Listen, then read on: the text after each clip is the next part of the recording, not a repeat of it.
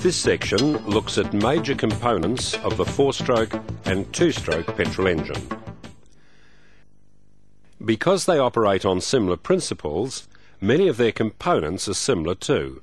For example, their engine blocks both operate under working conditions of very high pressures and temperatures.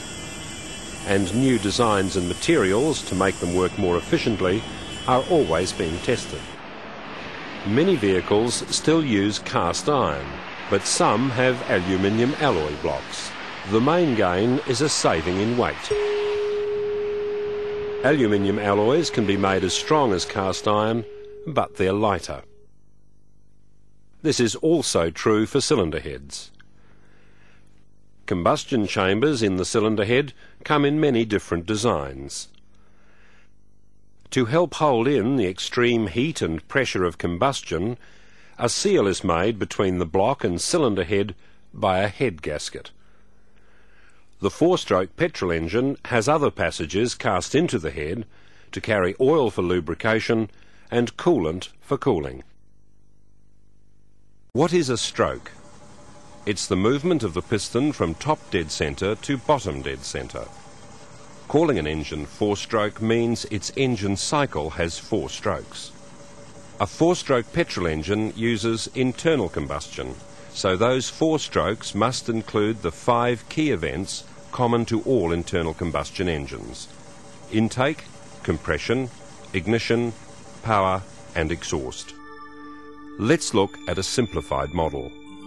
The intake stroke starts with the exhaust valve closed, the inlet valve opening, and the piston at its highest point, top dead centre. It starts to move down, increasing the volume above the top of the piston. This makes pressure inside the cylinder lower than pressure outside. This higher outside air pressure forces air-fuel mixture into the cylinder. The piston reaches bottom dead centre, the inlet valve closes, and the intake stroke ends. Both valves stay closed as the piston leaves bottom dead centre. The piston moves up, squeezing the air-fuel mixture into a smaller and smaller volume, which compresses it. That makes its temperature rise, and that makes combustion easier. Just before the piston reaches top dead centre, the next key event occurs: ignition. Burning, expanding gas generates the force to push down the piston. This is the power stroke that drives the engine. The piston now moves from bottom dead centre to top dead centre. The exhaust valve opens and the piston pushes out the leftover gases.